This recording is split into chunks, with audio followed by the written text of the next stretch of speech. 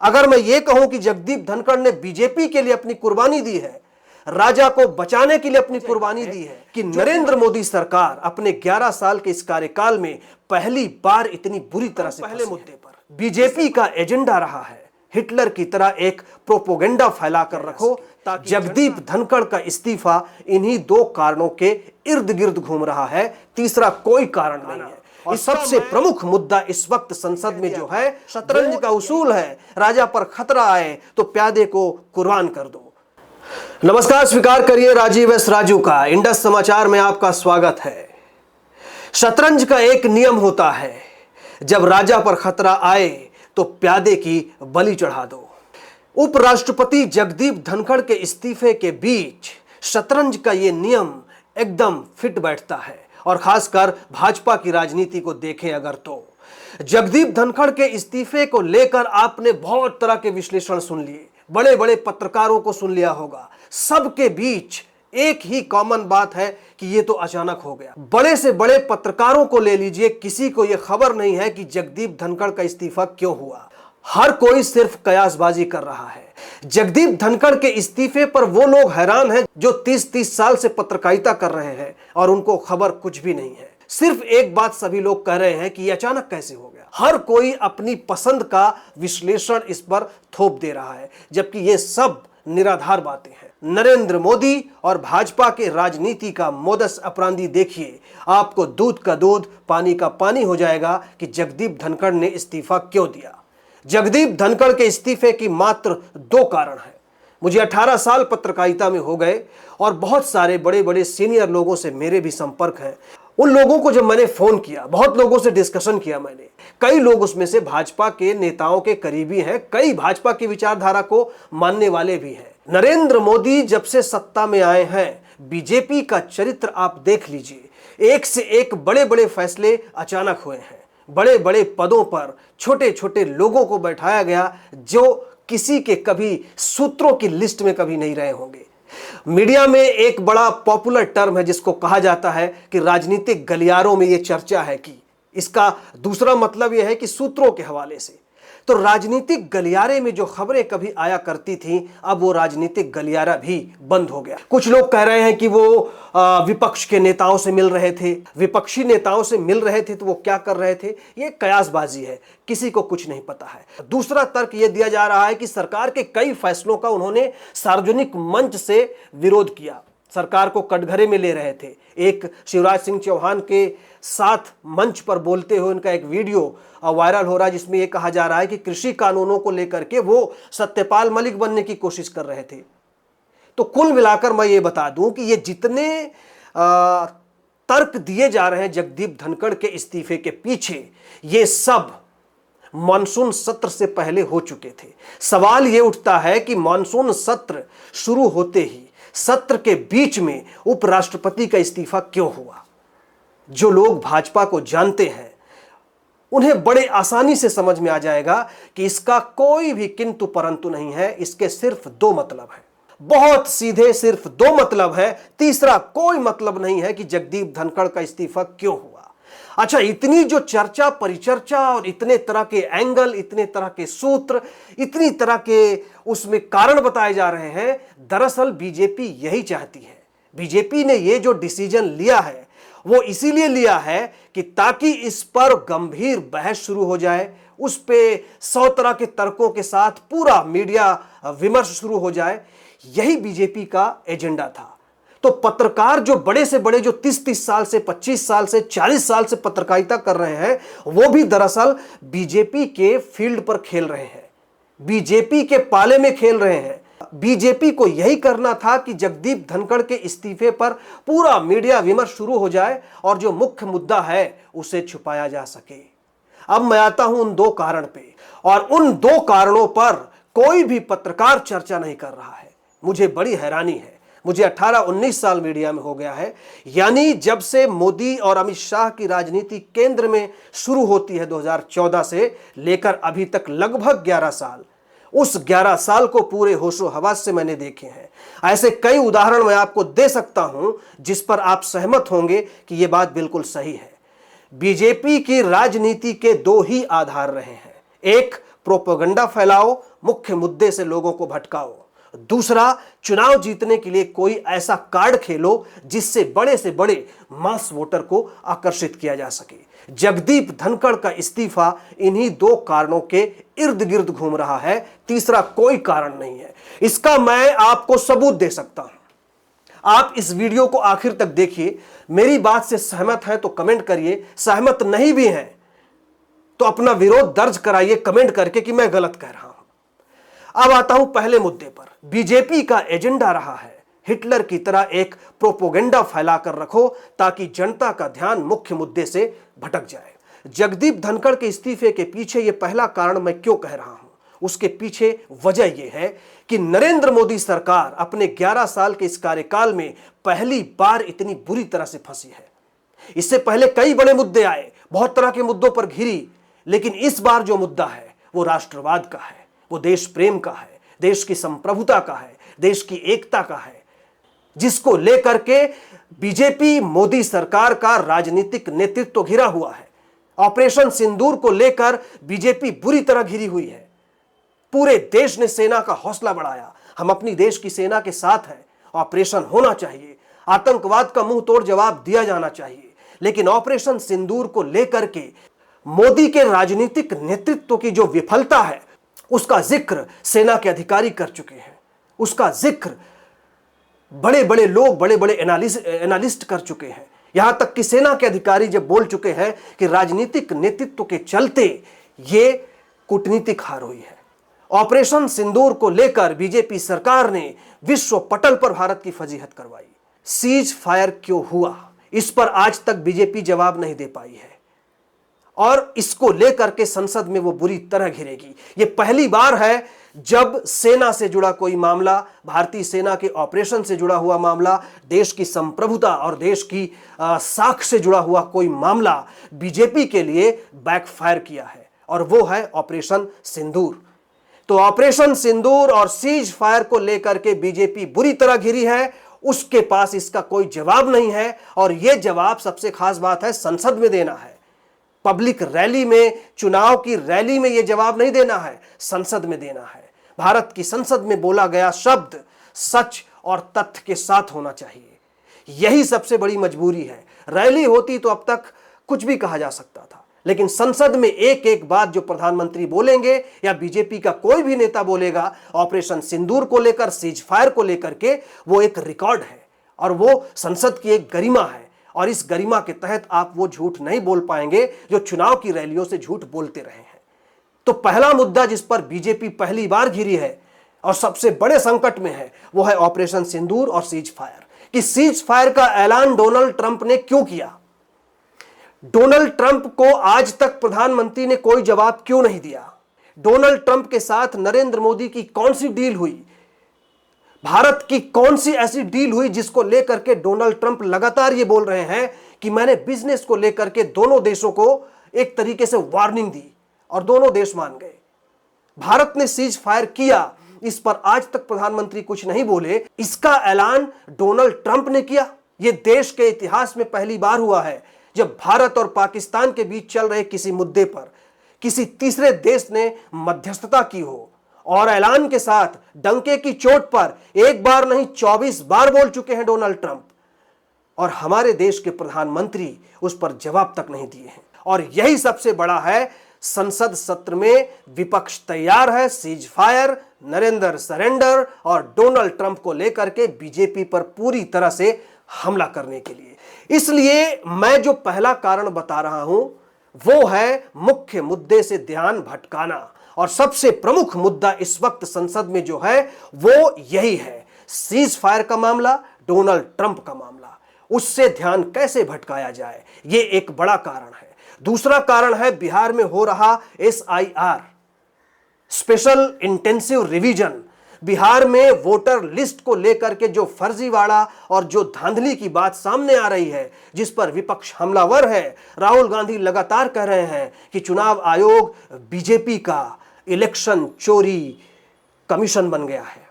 यह मामला भी इंडिया ब्लॉक के सभी दल एकजुट होकर के उठा रहे हैं। बीजेपी के पास इसका क्या जवाब होगा। और मध्य प्रदेश की वोटर लिस्ट में तो यह बात साफ सामने आ गई है कि वहां बड़ी संख्या में फर्जी वोटर जोड़े गए हैं। मध्य प्रदेश में एक एक एड्रेस पर 100-100 लोग जुड़े हैं।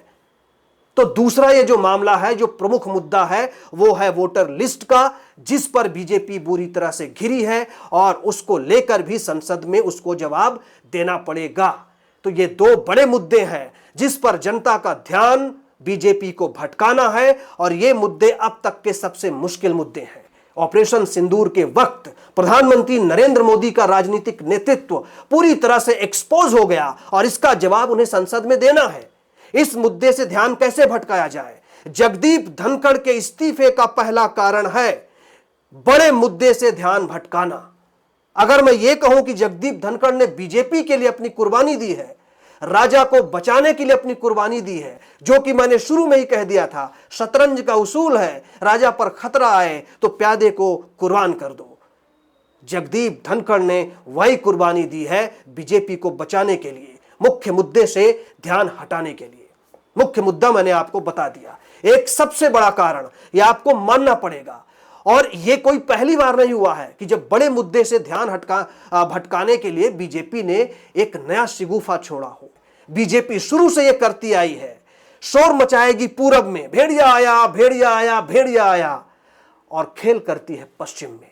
सारे लोग बिजी हो जाएंगे पूरब में कि भेड़िया आया, लेकिन खेल होता है पश्चिम में। यह बीजेपी की रणनीति रही है। बहुत सारे ऐसे मामले हो चुके हैं जब मुख्य मुद्दे से बचने के लिए बीजेपी ने यही किया। 2015 में जब नोटबंदी हुई, उस वक्त ध्यान भटकाने के लिए क्या हुआ था याद करिए। सिनेमा घरों में राष्ट्रगान अनिवार्य कर दिया गया था। पूरा मीडिया देशभक्ति में डूब गया। पेगासस जासूसी मामले के वक्त क्या हुआ था याद करिए आप। 3 कृषि कानून वापस लिए गए थे। इतने लंबे समय तक किसान दिल्ली की सीमा पर बैठे रहे, 700 किसान शहीद हो गए। सरकार सुनने को तैयार नहीं थी। उन्हें आतंकवादी से लेकर खालिस्तानी सब कुछ बता डाला, फैसला वापस नहीं हुआ। लेकिन जैसे ही पेगासस जासूसी का मामला सामने आया, सरकार बुरी तरह घिरी।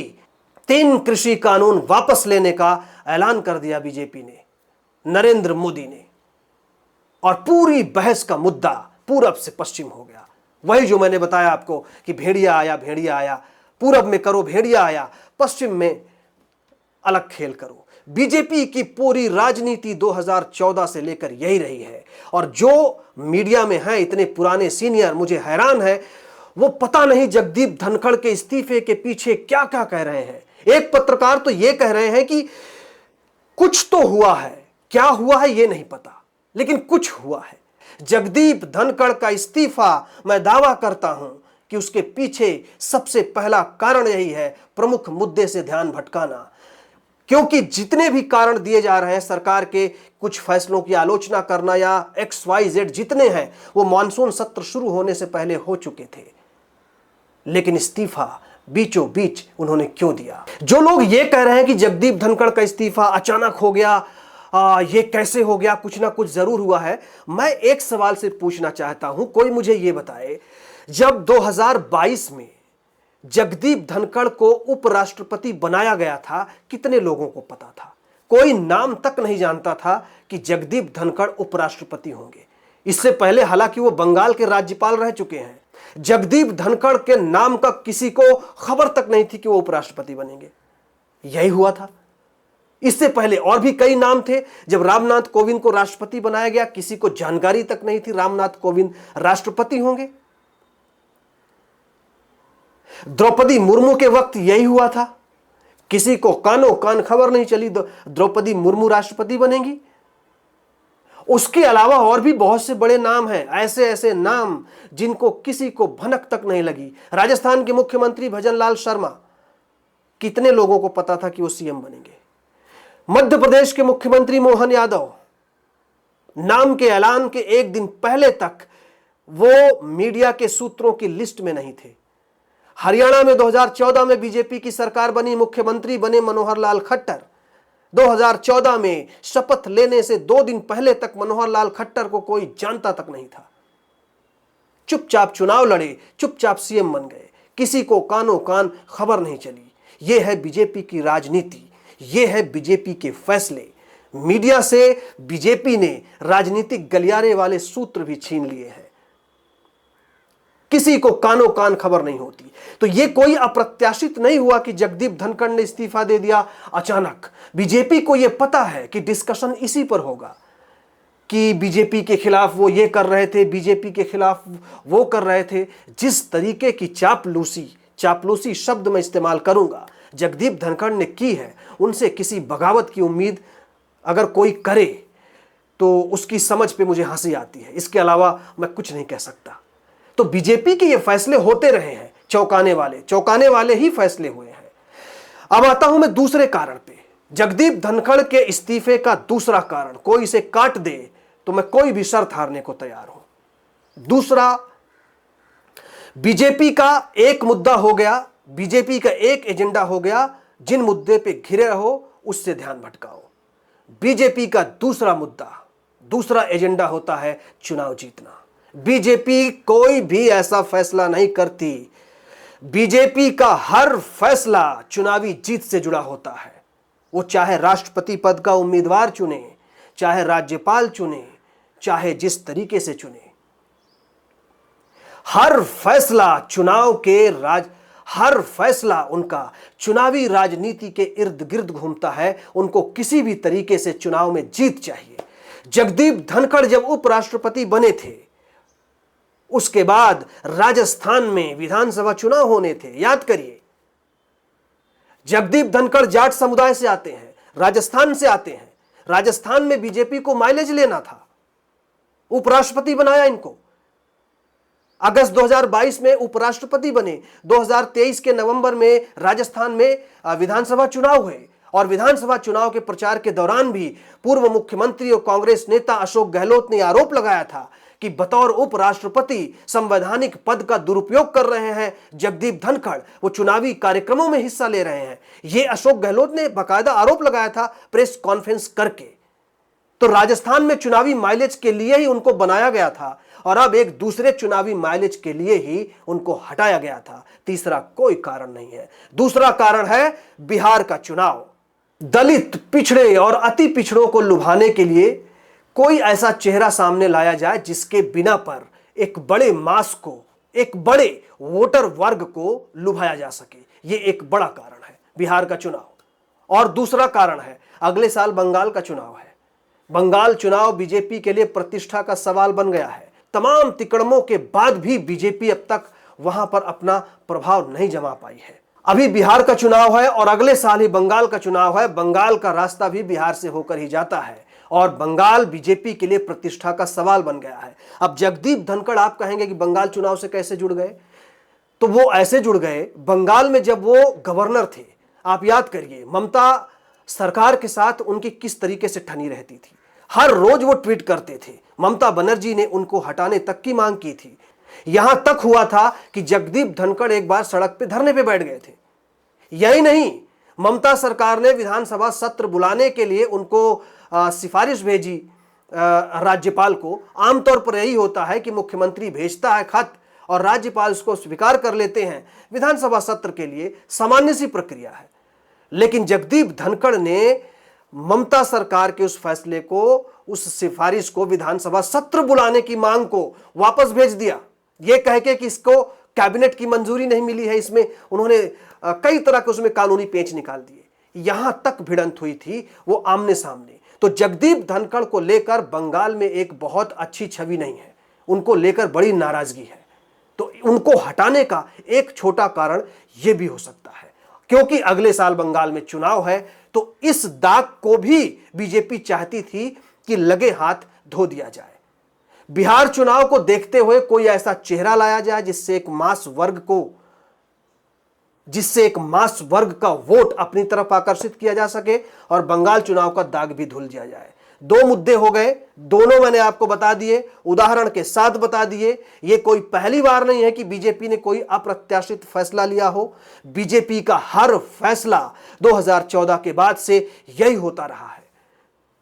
पहला, मुद्दों से ध्यान भटकाना और दूसरा, चुनावी नतीजे, चुनाव में जीत एकमात्र बीजेपी का एजेंडा अब तक रहा है। रामनाथ कोविंद 2017 में बनाए गए, 2019 में लोकसभा चुनाव था, 2022 में राष्ट्रपति द्रौपदी मुर्मू जी को बनाया गया। 2024 में लोकसभा चुनाव था और वो उड़ीसा से आती हैं। उड़ीसा के सभी लोकसभा सीट बीजेपी को मिली। 2019 में एक दलित चेहरे के तौर पे रामनाथ कोविंद को लाया गया। एक जाट चेहरे को उपराष्ट्रपति बनाया गया जगदीप धनखड़ के रूप में राजस्थान विधानसभा चुनाव से पहले।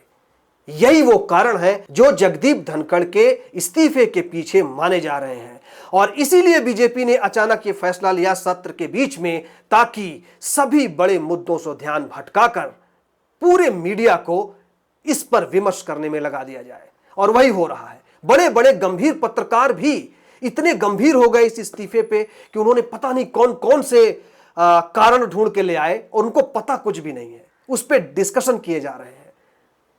मेरा मानना यह है, आप इस बारे में क्या सोचते हैं कमेंट करके अपनी राय जरूर बताएं। अगर आप मुझसे असहमत भी हैं तो कमेंट करें और बताएं कि आप असहमत क्यों हैं।